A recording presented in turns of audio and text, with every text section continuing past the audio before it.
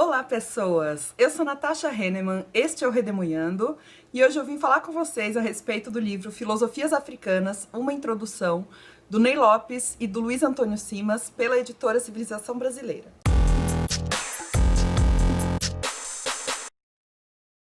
Falando rapidamente a respeito dos autores, o Ney Lopes é escritor, ele é autor de 40 livros, entre livros de ficção e de não ficção, bastante voltado para as africanidades. Ele é bacharel em Direito e Ciências Sociais pela UFRJ e é compositor. E o Luiz Antônio Simas é mestre em História Social pela UFRJ, é professor de História no Ensino Médio no Rio de Janeiro, é babalaô no culto de Ifá, além de escritor e pesquisador de culturas de matriz africana aqui no Brasil. Este é um livro bem curtinho, ele tem 142 páginas, contando referências bibliográficas, glossário, mapas, prefácio, anexos e introdução. Aliás, o prefácio foi escrito pela Lara Saião, doutora em filosofia pela UERJ, e já dá o tom do livro, porque fala sobre como a filosofia deve ser livre, deve ser vívida, ligada à sabedoria, num geral, e não tanto ao conhecimento técnico, ou não apenas ao conhecimento técnico.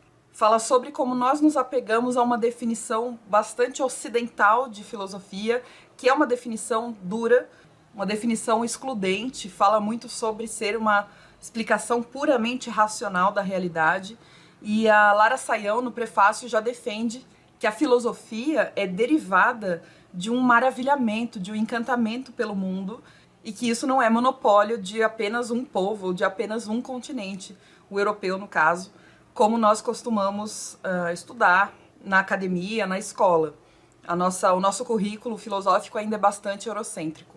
Então, trata-se de uma definição de filosofia que é muito mais ampla e menos hermética, quanto à ideia do pensamento puramente racional, encadeado.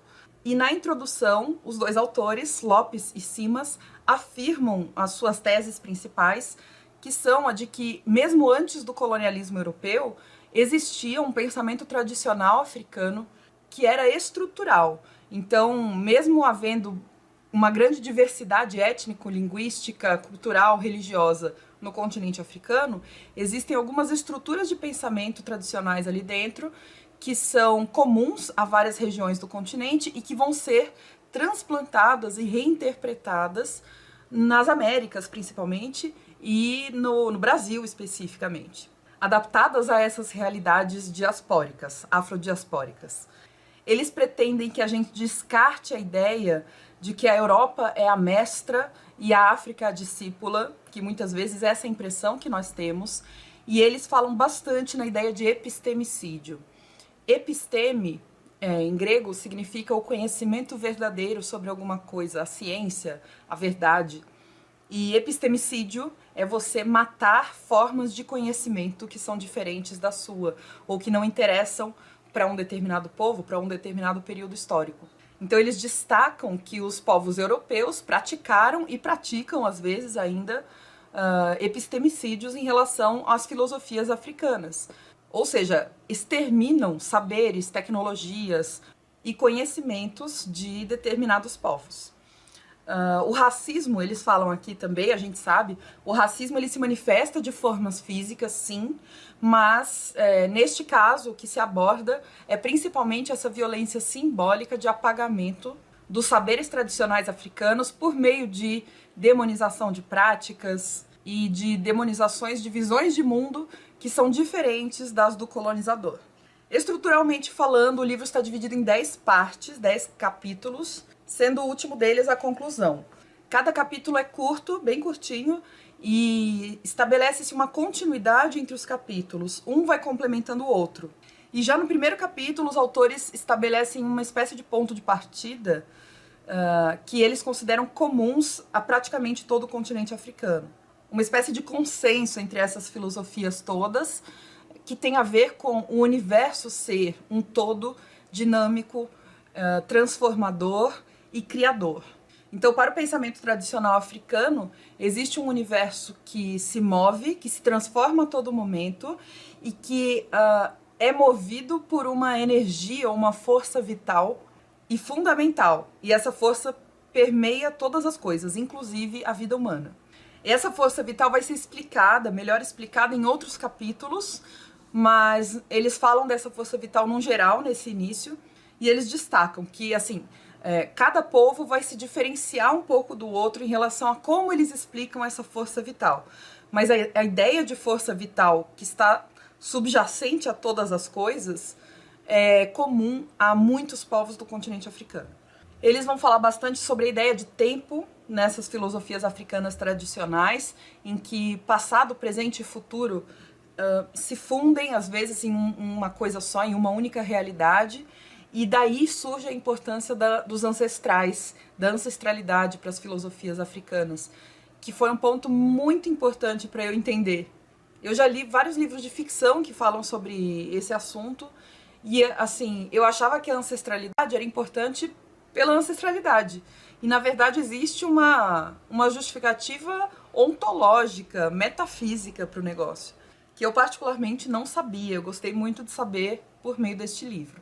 E assim os capítulos se seguem, eles vão reforçando algumas ideias, complementando outras, trazendo mais informações sobre alguns temas que tinham sido apenas apresentados.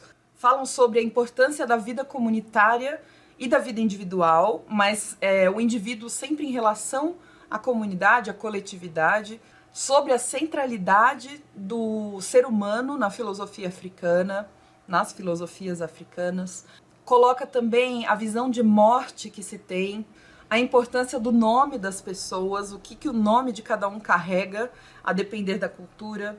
Fala sobre a oralidade, o poder da palavra nas culturas africanas e nas filosofias, o quanto a palavra carrega poder, sabedoria, experiência, filosofia, o valor que se dá ao saber prático e às vivências que as pessoas têm, e daí a importância da ancestralidade fica mais rica ainda, porque a transmissão desses saberes é por via oral e é por tradição e por experiência.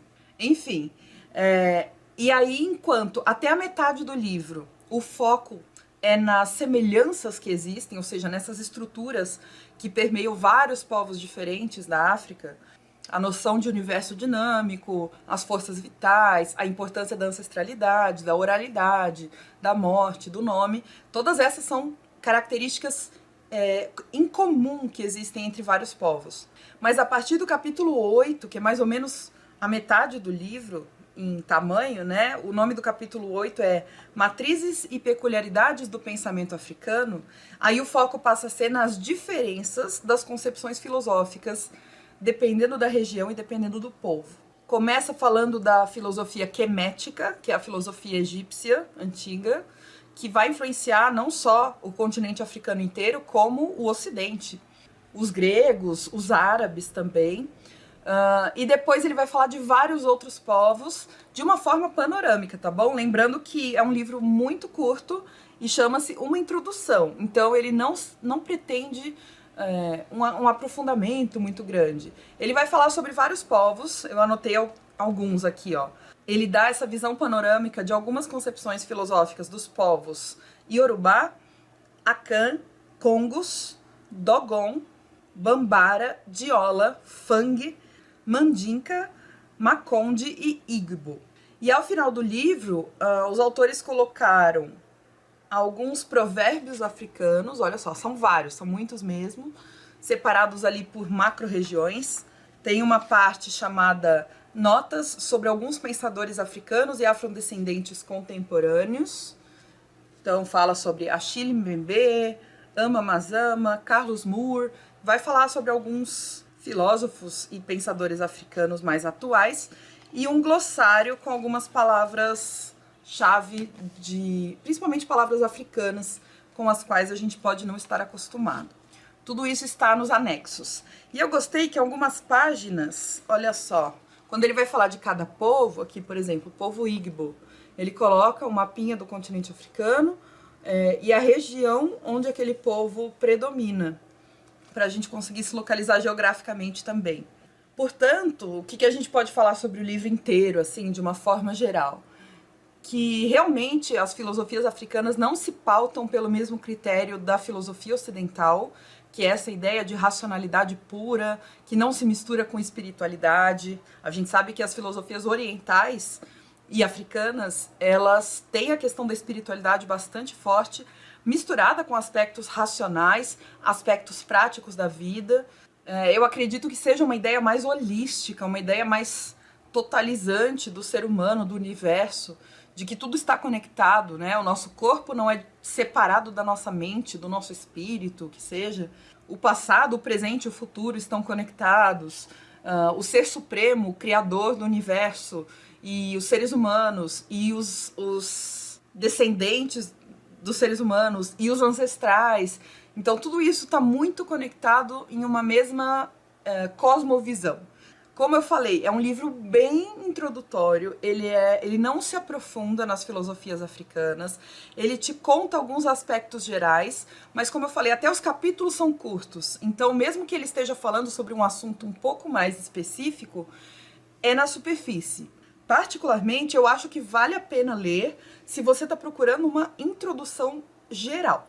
E tem que ler com essa consciência de que, na verdade, tudo que está sendo falado aqui é muito mais complexo do que o formato do livro possibilita, né?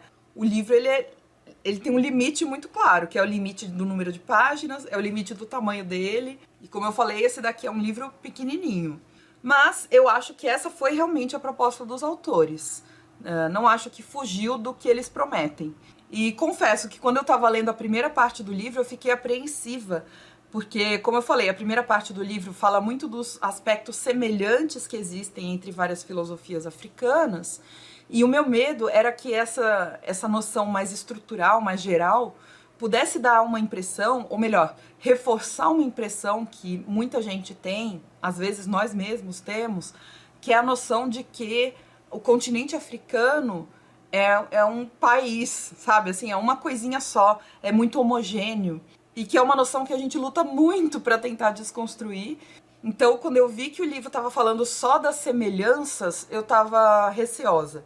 Mas a partir da metade do livro, ele foca nas diferenças regionais, eu fiquei mais tranquila em relação a esse aspecto. E como eu falei, foi muito, muito legal eu ler esse livro e conseguir identificar nele elementos que eu já tinha lido em outros livros de ficção, como, por exemplo, Um Defeito de Cor, da Ana Maria Gonçalves, que é um livro grande em tamanho, né? Ele é um calhamação. Vou deixar a capinha dele aqui para vocês. É um calhamaço muito grande, tem quase 1000 páginas, eu acho, e que conta a história de uma mulher escravizada que vem da África para o Brasil. E para mim, o ponto forte do livro são nas questões espirituais, são em alguns aspectos religiosos. Eu acho que a pesquisa religiosa que a autora fez foi magnífica, e este livro ajudou a complementar. Outro muito bom de ficção que eu li, que traz alguns aspectos ligados à ancestralidade e tal, foi O Crime do Cais do Valongo, da Eliana Alves Cruz. Vale muito a pena se você gosta também desses assuntos, mas tratados de uma forma ficcionalizada. E acho que outra leitura que complementa bem este livro, Filosofias Africanas, uma introdução, é outro de não ficção, chamado A Razão Africana, Breve História do Pensamento Africano Contemporâneo, do Muriatã Barbosa, que não é um livro propriamente de filosofia, mas é um livro que vai comentar a respeito de vários pensadores africanos e afrodiaspóricos, mas pessoas que pensam a situação do continente africano nos séculos 19 e 20. Então é mais para a época contemporânea mesmo, e não para o pensamento tradicional, que é o caso deste livro aqui. Por isso que eu acho que eles são muito complementares. E fala mais sobre essas questões de economia, política e cultura, e não tão especificamente sobre filosofia. Não deixem de checar nunca a descrição do vídeo, porque todas as informações que vocês precisam estão lá, vídeos recomendados, o link para compra dos livros que eu estiver mencionando aqui, também vou deixar aí no box de descrição. Por favor, se você quiser adquirir este livro, qualquer livro que eu mencionar, qualquer outro produto pela Amazon, não deixe de utilizar o link, porque ajuda bastante aqui no canal. Aliás, qualquer produtor de conteúdo que tiver um link, recomendo que vocês comprem por ele. O preço continua o mesmo para você, mas ajuda a gente com uma pequena comissão pela venda, tá bom? Muito obrigada pela companhia até o fim do vídeo, espero que tenham gostado. Deixa um joinha pra mim, um comentário também, eu quero saber o que vocês acharam da proposta do livro, e se vocês já leram também, por favor, me contem se gostaram ou se acharam alguma dificuldade, ou se tem alguma crítica também. E a gente se vê no próximo vídeo. Um beijão!